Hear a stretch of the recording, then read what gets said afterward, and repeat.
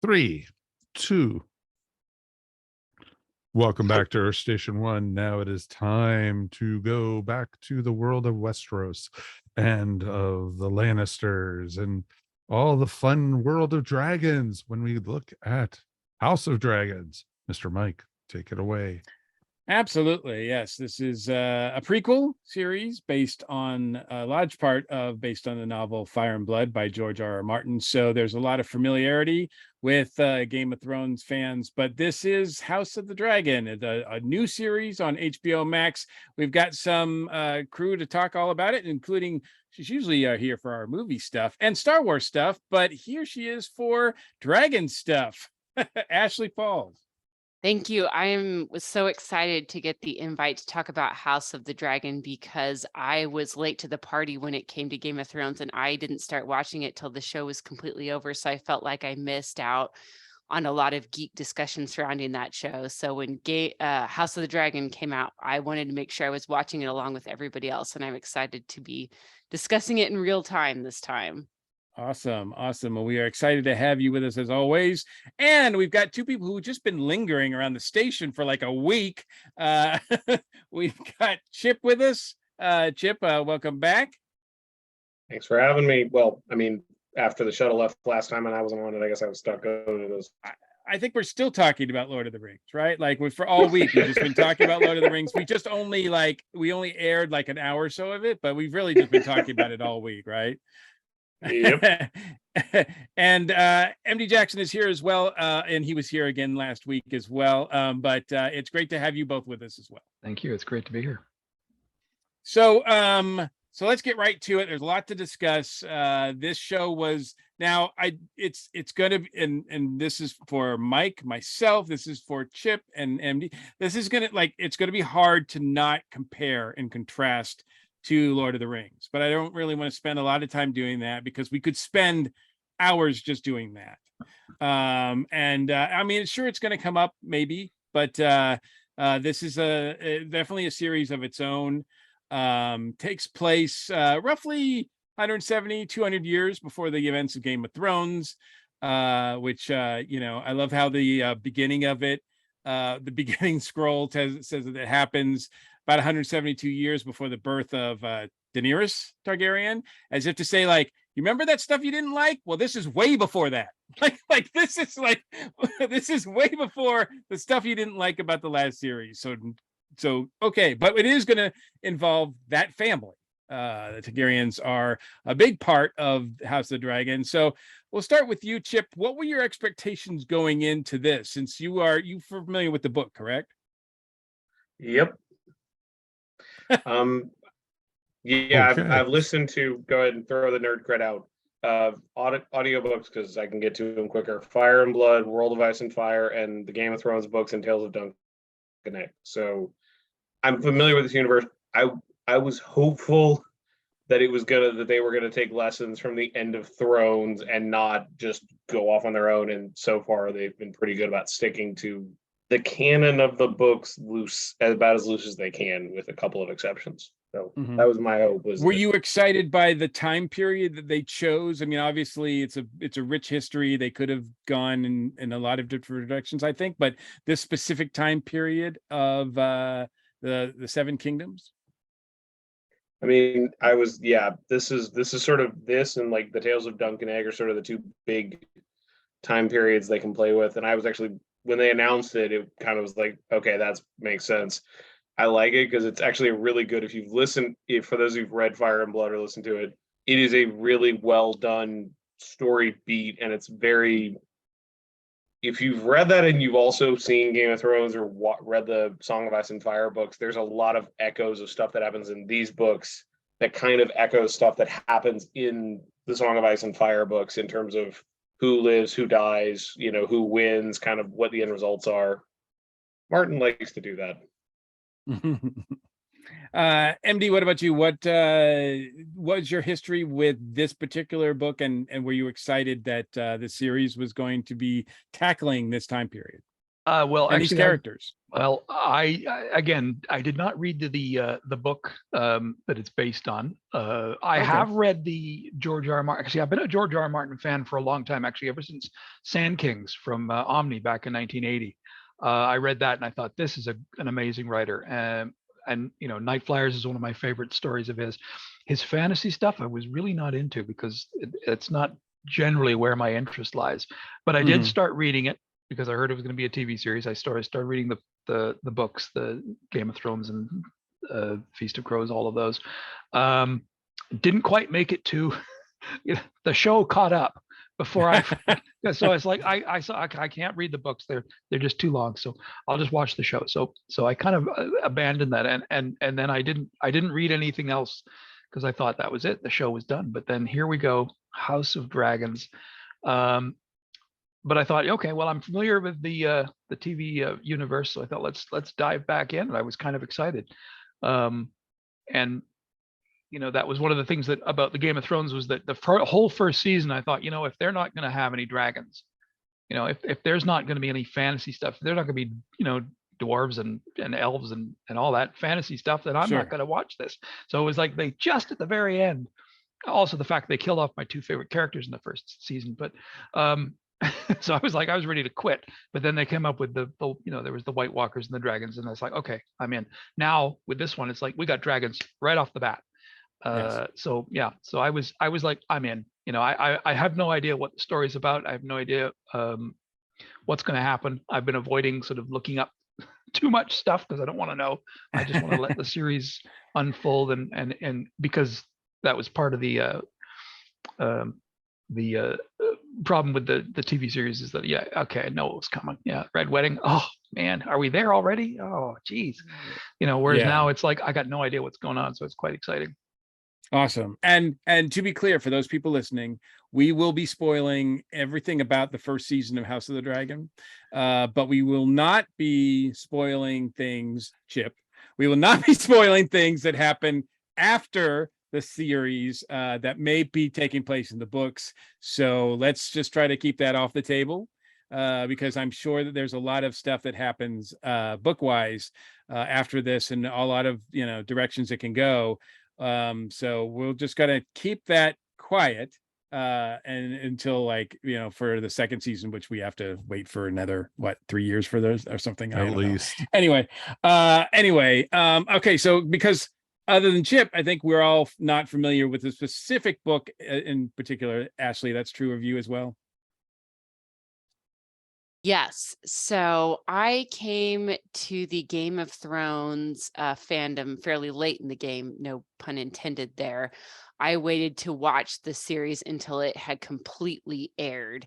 And so over one summer, my husband likes to joke, he pretty much didn't see me because I started watching Game of Thrones. And then every day after work, I would rush through my chores and go downstairs to the basement so I could watch more Game of Thrones. But I was just completely entranced by the depth and breadth of this world and these characters. And one thing that I thought was really cool, I have an interest in the history of the British monarchy and medieval history. And it was really cool to me that this was inspired by the War of the Roses and some of the real life history that happened. So I thought it was cool to see some of that inspiration, but done in a fantasy universe. And I was spoiled a lot of the last season before it came out, so I think that some of the controversy surrounding that didn't hit me as hard as it did for other fans. I kind of knew how it was going to end because I'd read articles and heard people talking about social media. So was it handled as well as it could have been? I definitely don't think so, but I was kind of expecting that. So I was pretty hopeful coming into House of the Dragon. I don't know that I had necessarily latched onto the Targaryens ahead of time as the house that I most would have wanted to see. But I mean, who doesn't want to see fantasy dragons? And right from the very first episode, I was completely drawn into the characters and the world, the high stakes political chess game. As cool as all the battles are, I would even be satisfied if we hadn't even gotten any big battles in this first season, because I just love seeing the characters and how they interact with each other, and they're playing this very dangerous, high stakes political game. So I am all on board.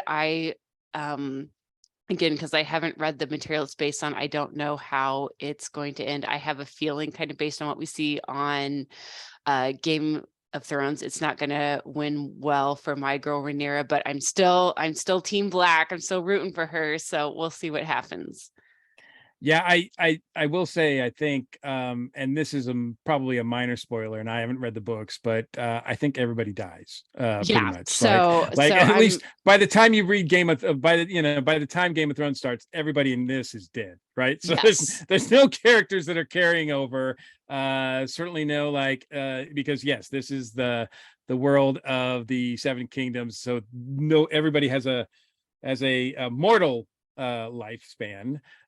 Some of them are cut shorter than others, of course. But yeah, so yeah, that's I will say this: don't get too attached. Jaehaerys, the king before this, was in his 80s, and he's called in the books the Old King, and he's one of the longest-serving monarchs. So the lifespan is not famous for being exceptional. Yeah, No, so not at all. I'm living in denial right now and just looking forward to season 2, but I'm sure it's not going to be happily ever after for everybody. Well, if you think about it, though, Mike and everybody, not even the dragons survive, because there are no dragons when Game of Thrones starts. Good point. And then this is probably the series to tell you why. I think, if I'm not mistaken, this is leading up to what it'll be called the Dance of the Dragons, which would have been kind of a cool name of the show as well. But they decided House of the Dragon, which is singular, which is odd. But anyway, enough about the title. Mike, what did you feel like going in? Were you excited by this series? Because I think overall you were kind of the most, as far as most of the people I knew, you were like the most lukewarm about it. I wasn't lukewarm. I was curious because, I read the first 3 Game of Thrones books and enjoyed them. Is that including this one? I don't know what's the order. No, I did read this one. Okay. I read, and it was interesting because I knew a lot of the history and stuff, just reading it and loving, what it was about. But it was interesting when they announced this. I was like, okay, maybe I'll watch it, maybe I won't. When they announced that Matt Smith was going to be involved with it, that's what kind of won me over, hence the Doctor Who connection. But I've seen other things that Matt has done, and he's a brilliant actor. So I wasn't worried about that. And I'm not including Morbius in that story at all. So don't count me on that one. So it was just interesting to see and hear, that what was going to happen. And I watched the first episode and I was lukewarm on it. And I watched it the first week it was on, and I didn't go back. It was like, oh, I know I want to watch the rest of the season. I want to be able to find out what happens and everything. But there were so many other things on TV, streaming, that this was like at the bottom of the list to watch. And I'm glad I watched it. I enjoyed the first season. Was very dark, and I don't mean dark as storyline, which was dark in itself, but dark shot. There was like times I felt like I had to turn up the brightness on my TV to see what was going on in a lot of the scenes. And I know this has gotten a lot of criticism in the series. It was impossible for me to watch this show during the day because the way the light shines in my room, in the living room, the TV room where we have the TV, like it just was impossible to see what was going on with any light on it. I had to wait till the sun went down in order to actually watch the show, to know what was going on. And even then, like you said, Mike, it's pretty dark. Mm-hmm. Even at nighttime, it felt like it was like, it was like, all right, where's the brightness control on this TV? I liked Game of Thrones. I didn't, like I wasn't gonna jump and read the books or anything like that, but I liked it for what it was. I even didn't really mind the last season. I know a lot of people did. I did not. Was it as perfect as it could have been? No, but I kind of enjoyed it. So when they announced that they were doing another one, I wasn't surprised. I mean, Game of Thrones is a huge franchise for HBO Max. Of course, they're going to try to do something else. They're not going to go in the future because they have no idea what, and I'm sure George R. R. Martin doesn't want them to do anything more in the future either, because he's still planning that out as well. So they're going to go, it's going to be a prequel, and so many things that we're seeing are prequels. Star Wars prequels, Lord of the Rings prequels. So it wouldn't surprise me, and I'm not a big fan of prequels overall. This one went far back enough, though, 200 years, that I was like, okay, there's a little room to play with here.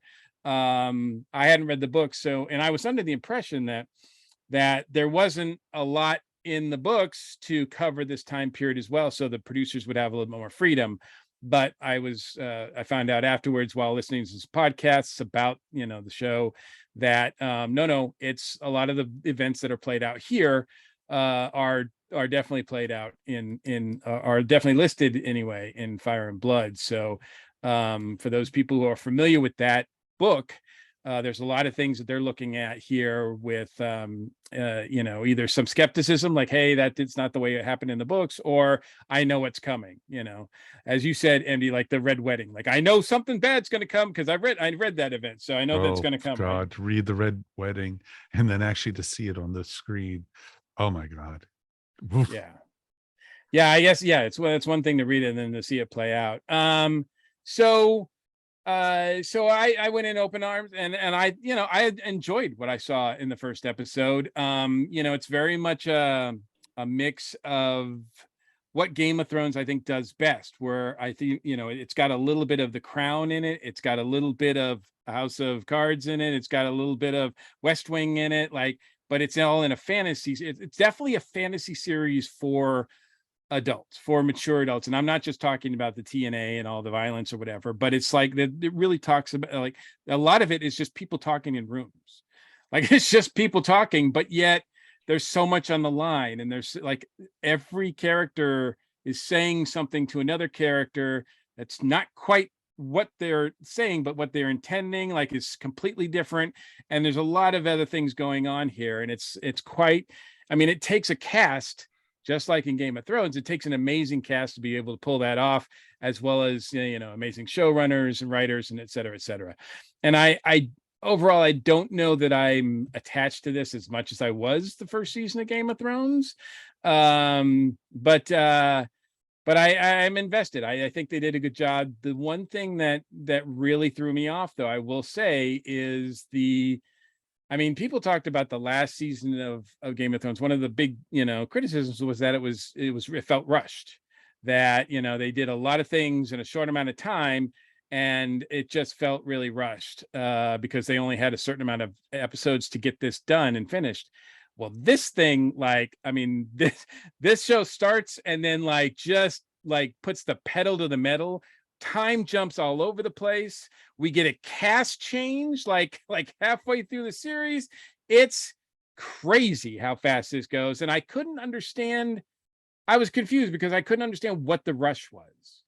Why are they going so fast? Why aren't we spending more time with these characters? Why aren't we spending more time with these actors? Because they're pretty good, I'm attached to them, and now all of a sudden, boom, in one episode they're replaced. I'm like, major characters are replaced. And it was just crazy for me but I understand now that this first season is just a prelim. It's just like the real series is going to start next season. Like the last thing this is like a preview, if you will, or a prequel to really what's the most interesting thing that's going to happen, which is probably going to be a lot more real time, and it's going to be a less pedal to the metal.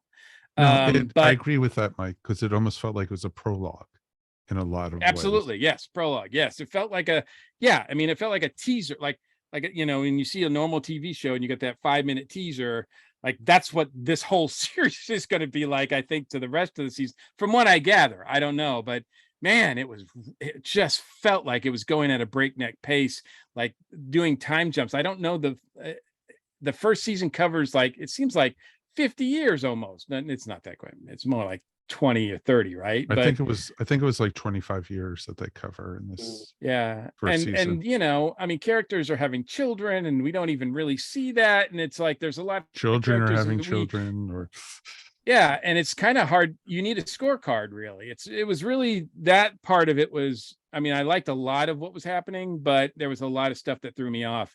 MB, we'll start with you. What did you feel about this season, and especially the way it played out with the time jumps and everything?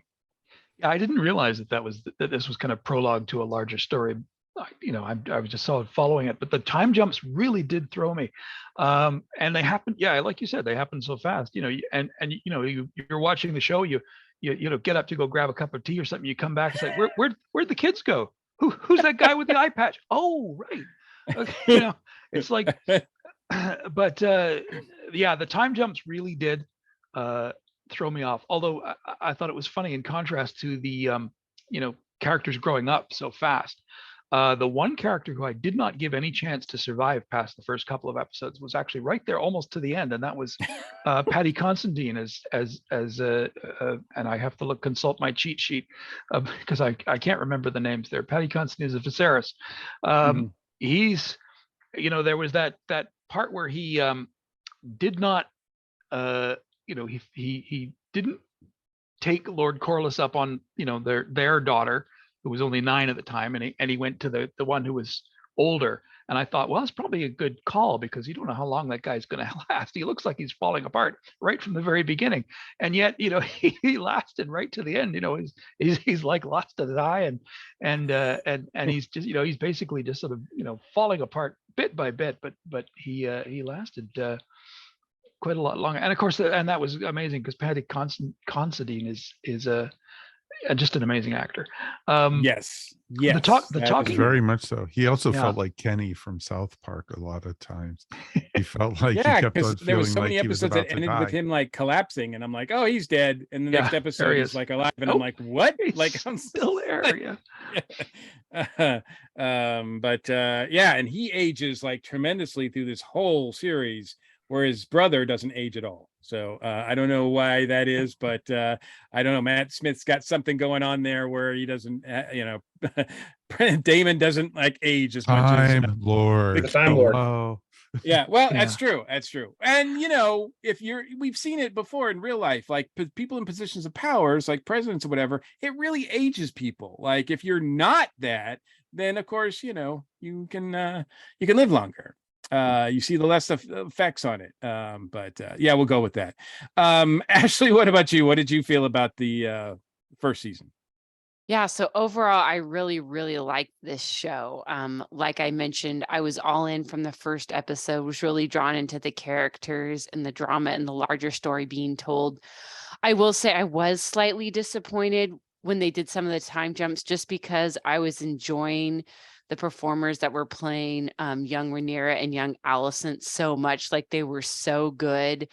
The performers who play the older versions of the characters are really good too, but it was hard. Like, I wasn't quite ready to let go of the younger versions yet. I thought they played such good and compelling versions of those characters. So yeah, I wouldn't have complained if we'd gotten to see more of them, but at the same time also understand that they're trying to eventually get to the big civil war, which will be the bulk of this series. So it would have Right. been nice to dwell with them a little bit longer. But yeah, overall, I really enjoyed it. I think that they made a right choice for the prequel and going back and telling more about these characters. And again, yeah, I think they have learned some lessons from the final season. And something else I really appreciated in some of the first seasons of Game of Thrones, I wasn't the hugest fan of how the female characters were treated, and we're not always given agency, and just kind of, but I felt like this was much improved. Like, I felt like the female characters always had agency, even if the characters were limited in what they could do. I felt like the showrunners and the script writers and the directors were always making sure those performers got to put a lot of nuance and depth in the role. And so, yeah, I'm on board. I'm really excited to see what comes next, and bummed that apparently we have to wait a couple years instead of just next year, as I was originally assuming. It almost feels like in a lot of ways that this is the producer's way of like apologizing for the last season of Game of Thrones. It's particularly how they treated Daenerys, because here you have like so many female characters in positions of power, and really it's a lot more their story than it is most of the men. Although King Viserys, like of Viserys, is there like through the whole season pretty much. So if there's any character that's like the main guy, maybe it's him.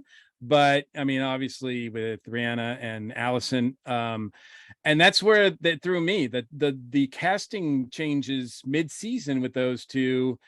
It took me a minute or two to get used to it. Like I was really digging what the younger actresses were doing, that when, it took me a couple of episodes to really invest in them again, because I was like, why did you replace them? And now you had, this is an older version, really? Like yeah, that was confusing to me as well. And it took me out of it a little bit. Chip, how did you feel about the first season here? I'm probably the only one here that the time jumps really didn't bother, partially because I knew they were coming. Because he's just, I'm waiting to get to the good stuff. It's sort of that, but it's also that the way you kind of have to think about this, and if I'm gonna go ahead and on Ashley with the historical, for those of you who are not familiar with the thing with English history, the anarchy, that's what this is all based on. The anarchy, this all actually happened. Sorry, I just wanted to share that. But this is kind of like, for the Game of Thrones reference, this is kind of like watching a show about Robert's Rebellion and having the first season being establishing who the Mad King is, who Rhaegar is, why people are pissed at him. That is insane.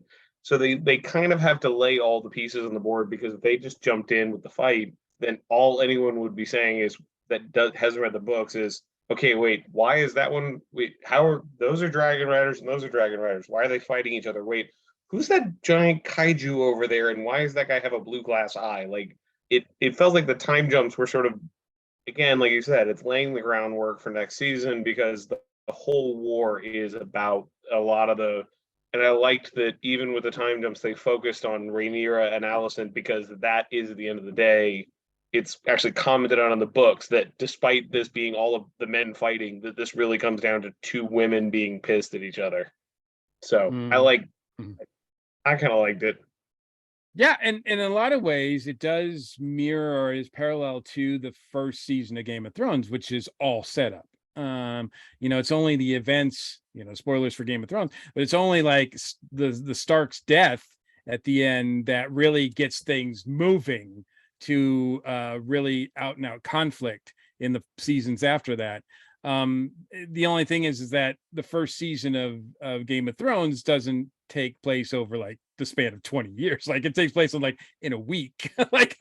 So it's a little bit easier that way. But yeah, I mean, the first season, you're right. I mean, in order for us to get involved and invested in a conflict that's to come, we need to know who the players are. And I think, they've established the players well enough. I think that I'm pretty interested. I think there's more.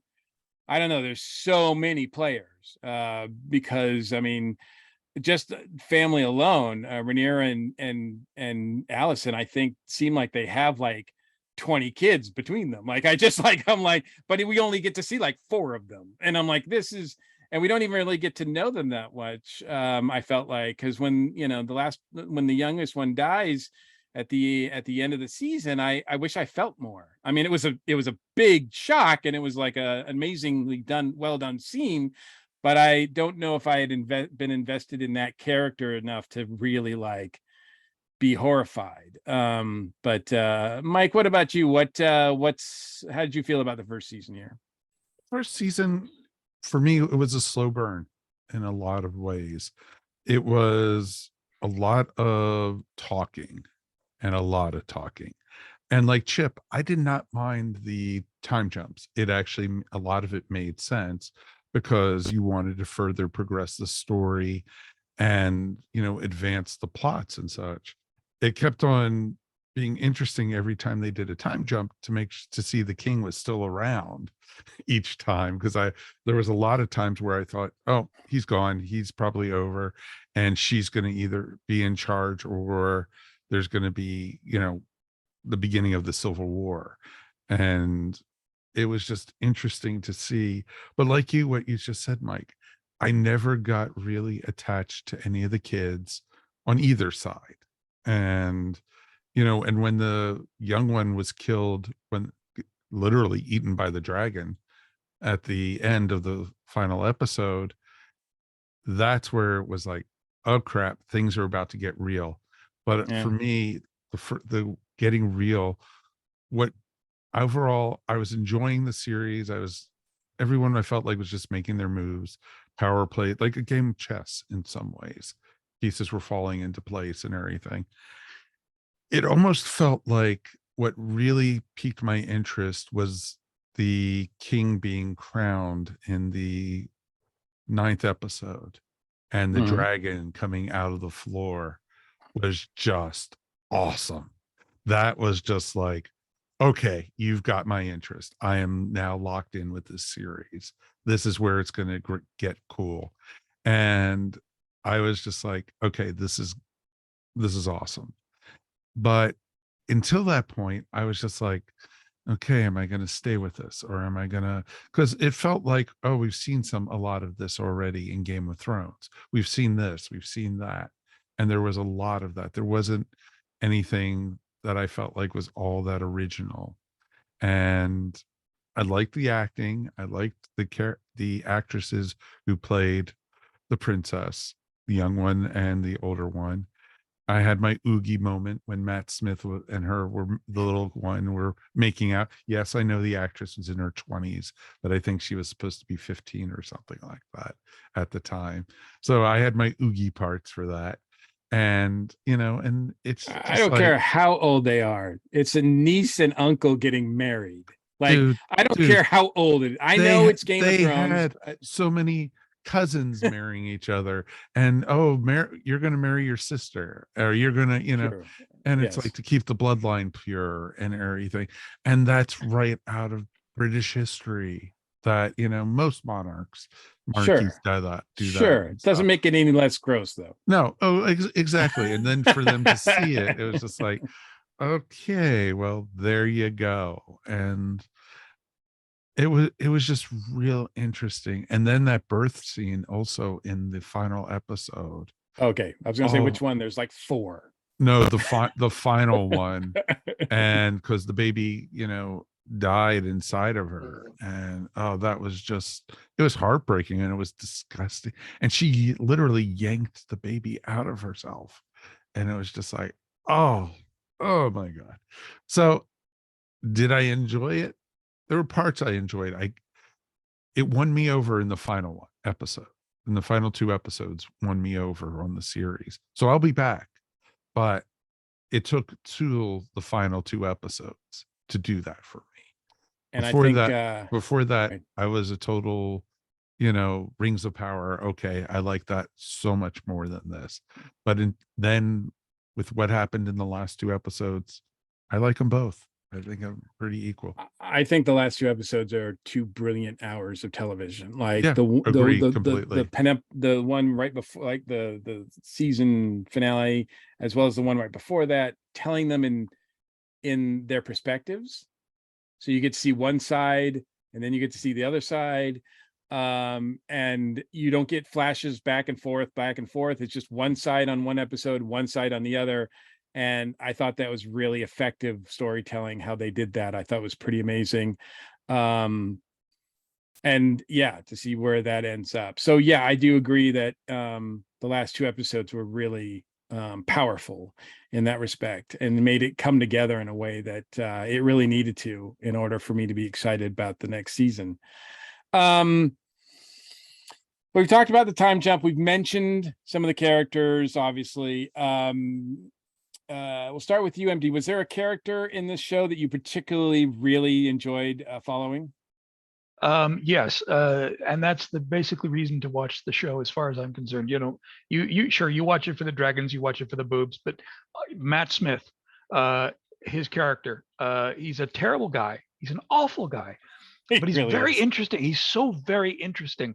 He does things that you wouldn't expect him to do. I mean, I fully expected when he went back to River Run or wherever it was, and he to go to see his wife. It's like, yeah, she's not going to last very long, and she didn't. Yeah. But and then he's the guest at that other lord's castle, and he just basically is given up, but he wants to just sit and read the books all day. It's like, that's a very and Matt Smith, of course, is an amazing actor, and he goes from the sort of dispirited to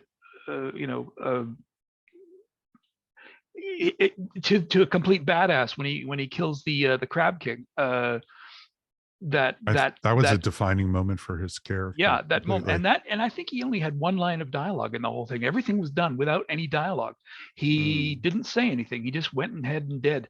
And the motivation for that, the fact that his brother offered support for the war that he was losing, and that was like, that's the last straw. I'm going to show. Yep. I'm not going to let that happen. And he didn't say it. He didn't say a darn thing, but you knew that was what his motivation was.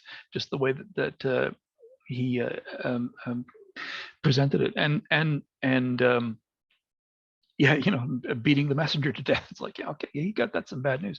But yes, absolutely, Matt Smith, his character, and also, as again, the kids grew up pretty fast, and and again, I'm gonna have to check my cheat sheet, but the younger son of is it Aemon, the one with who lost the eye? Yeah. I think so. Aemon. His character is starting to become very interesting, especially in the very last moment of the last episode, when he goes too far. He didn't intend for that to happen, but it did, and now it's like, holy shit! He's gone way too far. He has done something that is completely irreversible, and that there's going to be consequences for that, but his character is shaping up to be really interesting as well. And there's a lot of Daemon in his character, I think. I mean, they're still sort of very they're very angry, very tough, and tough angry men. Yes. tough angry Targaryens. Like, it's not Tough, what you angry want. younger sons. Yeah, they're not younger. So exactly right. He's Daemon to what's his name? They was just named King, right? Aegon. Yeah. He's his Daemon, and he sort of looks the part. He looks like a young Matt Smith in a lot of ways. And I'm like, but it's not me to believe. I'm like, wow, did Daemon sleep with her too? Like, I'm just like anyway. But I agree that Matt Smith as Daemon does an incredible job. I think throughout most of the characters, throughout the first 3 or 4 episodes, he was the one that I was like, I'm following, like, that's the reason I'm watching this show. He kind of disappears in the later ones a little bit, like he's less interesting, but then right at the end, he becomes like, boom, Daemon again. And he's interesting again. Yeah, I definitely think I see that. I do see that as well. Chip, what about you? What's a character that you enjoyed following? I'm gonna echo what MD said. I'm totally a fan of Daemon and Aemon. Daemon, because again, Matt Smith, again, if you know him only, I will say this only to people out there, if you only know him as the 11th Doctor and you've never watched like The Crown or some of the other stuff he's done, he doesn't do it in The Doctor, but he is able to turn on some level of menace. There's something that he can do with his eyes, that he can kind of go from that goofy to, I'm going to kill you and I'm going to like it. And you're just like, okay. But him and Aemon, I will give is, correct me if I'm wrong, and I may be completely off, and I'm sure somebody, when we post this, will go in the comments and correct me. But is Aemon the one that is David Tennant's son, or is that Aegon? Because I know one of them is a tenant. One of those two brothers is a tenant. So there's a joke in there somewhere. Ty Tennant plays young Aegon. Yes. Okay, so it's young Aegon. Okay, so Yeah. I knew he was one of the brothers, and I was about to make, there's a Time Lord joke in there somewhere about, we're talking about them echoing each other. But yeah, there is that younger brother thing. Without spoiling anything within upcoming seasons, I will say that connection is a big through line in the upcoming story. That similarity between those two and that sort of relationship. Those two, I would also add in Corlys Valerian. For those of you who are not keeping the names, sorry, the head of the Valerian household, the one whose sickness prompts the whole the 7th episode. Yeah, he is, again, if in the books, he's the closest thing to Indiana Jones, Lara Croft, and like Captain America kind of rolled into one. I really can't explain that. He is this like massive character. So that they got an actor who I feel like, if you know him from the books, he does feel like he is Corlys. He feels like this guy who could have done all the amazing things that you hear about him doing in the books without, like, he's able to kind of have that gravitas of personality where you feel like, okay, yeah, I took a ship up north through the ice and only turned back because his ship got a crack in the hull. Like, this kind of makes sense. So Corlys was also on my list. Yeah, I thought he was pretty impressive. I always kind of wanted to know a little bit more about him, actually. And unfortunately, the thing is going I think at such HBO a is fast working pace, on that show. we can't really stop and then they even have to like show like previously on or whatever, like they have scenes that are not actually in the series to like define some of the characters a little bit more, because I think there's a shot of him like battling something, like some like he's doing the adventure battling thing, and I'm like, oh, I wanted to see that show, but whatever, we don't have time for that. Ashley, what's a character that resonated with you? Yeah, well, I agree with everything else that's already been said. So many complex characters to dig into, but my favorite was probably Rhaenyra. I kind of latched onto her right away, and I believe the performer's name is Millie Alcock, who played her, and it's just really interesting to see her mature and grow throughout this series. I mean, in a really difficult position, like the throne, the birthright should be hers, but because she's a woman, there is prejudice in Westeros against her, and then her father does go ahead and defy tradition and then names her heir, and then all the conflict involved in that, and then the awkwardness of her friendship with Alicent. Like, you've got this friend Pierre that suddenly like marries your dad and becomes like your stepmother.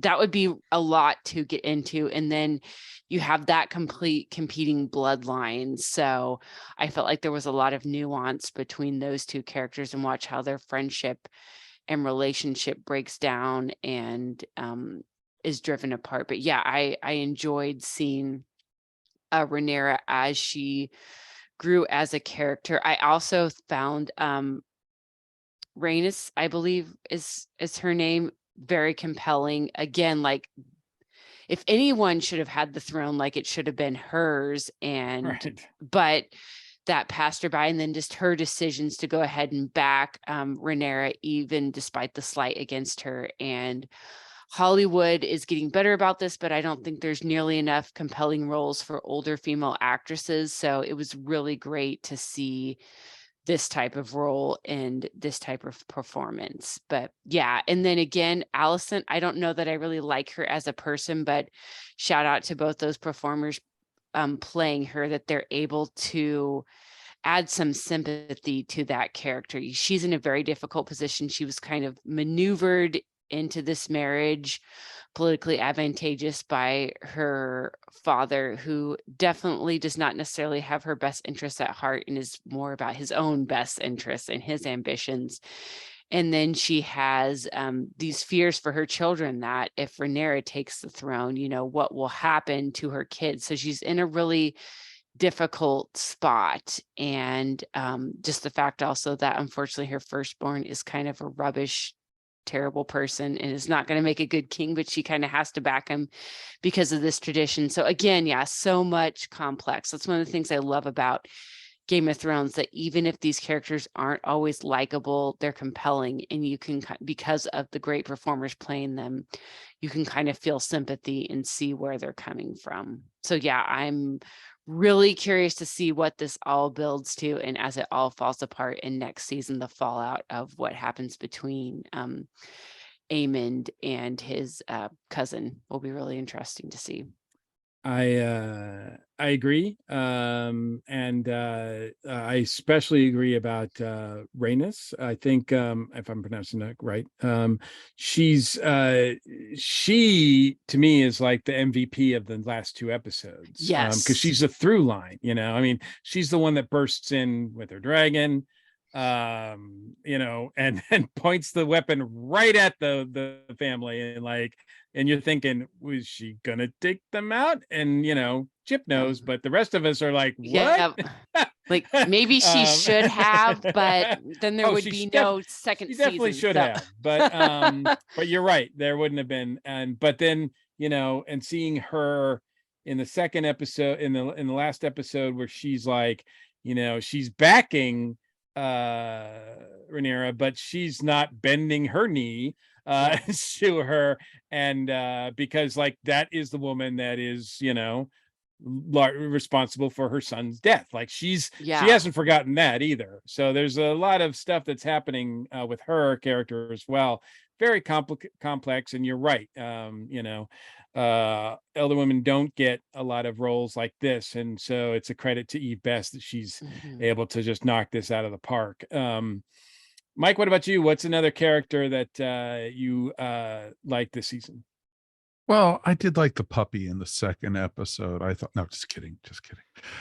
I thought it was pretty awesome. You know, Damon was the power through the first 3/4 of the series. Truthfully, he, you know, he was what I focused on. He was the main, for me, the main character, and I was like, oh, he is going to be the big bad in this. He's going to be the villain. He's going to be the reason for the Civil War, everything. And I thought he was going to be the leader leading up against the king and everything. And since I hadn't read the book, I didn't have the knowledge of it, and they threw that right out. They threw it in my face. I went, nope, wasn't that. And I'm glad they did it. They kept me on my toes, and that was one of the cool things about it. He kind of got muted a little bit. I think the last big thing he did was when they were all in the throne room, and the one character was going off and calling, you know, the kids bastards, you know, because he wanted to be in charge of his brother's kingdom. And Matt Smith took the sword and basically sliced his head off, literally right in half. And I was like, oh, that is just awesome.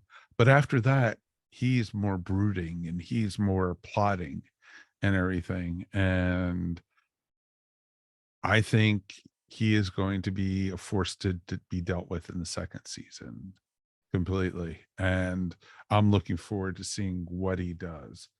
And you know, Rihanna she's awesome. I like the young one and I liked the older one. Both of them, I think, were handled very, very well. And I liked where they were going with it.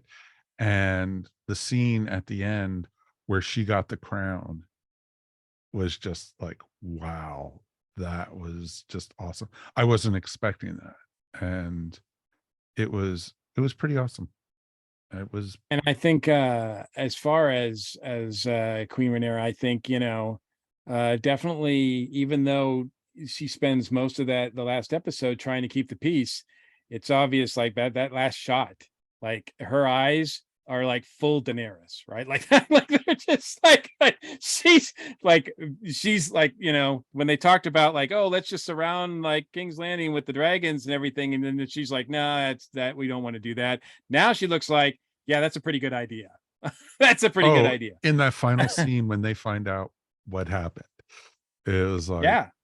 oh yeah, I mean, she's because like, all bets are off. Like she's like, no, I'm not messing around. You just killed my kid. Like yeah, this is like, yeah, it's on now. exactly. So I tried to be peaceful, I tried to be negotiable, but nope, you guys kind of threw it down, and bye bye, you know, pretty much. And it's going to be very interesting to see what happens. Do I want to see a season of all out war? There's got to be more to it than that, because I think it would get old after a while. But there's so much world still to explore in this era too. So I'm going to be I very do have to curious. I do have to point out, for people who are just listening to this podcast and not able to watch the YouTube stream, Chip every is time one biting of his us tongue. every He is time so one of us biting his like tongue. every time one of us like says something while we're talking, at various points Chip like opens his mouth and just like, no, I can't say that. No, I can't say that. Like, he's just like constantly doing that. So I am not going to ask everybody what they want to see from second season. I am not going to ask anybody what they think might happen in the second season, because whether he means to or not, Chip is probably going to like overplay that hand. So I'll just say we're two getting, words: blood and cheese.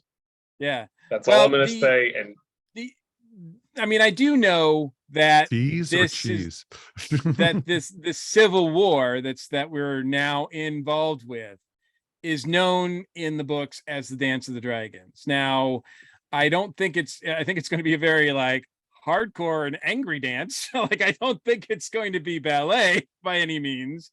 But it's probably going to be pretty brutal. And I think if you want to see dragon on dragon action, like, yeah, this is going to be the show for you to watch, certainly in the second season going forward. I have no idea how long these seasons could go, but I do expect the pace to slow down a lot next season. But we'll see what happens. Just, I guess, as we sort of try to wrap up the show, at least our part of it anyway. And we barely scratched the surface of the show. Oh, we guys. did. Yeah. We barely scratched the surface. We didn't even, really get to talk about, the Queen's feet and all that. Like, so, like, what a weird scene that was. I'm still like not sure like what possessed them to put that in there. But anyway, I had purged that from my mind, so thanks for bringing that back up. Yeah, it's like, hey, Clubfoot, like that's just, yeah, it just was weird. Anyway, I guess there's got to be something for people to talk about at the proverbial water cooler. But anyway, exactly. Ashley, overall, how satisfied were you with this series as it's going forward? How invested are you in it? Feel free to even compare it to the rest of Game of Thrones if you like.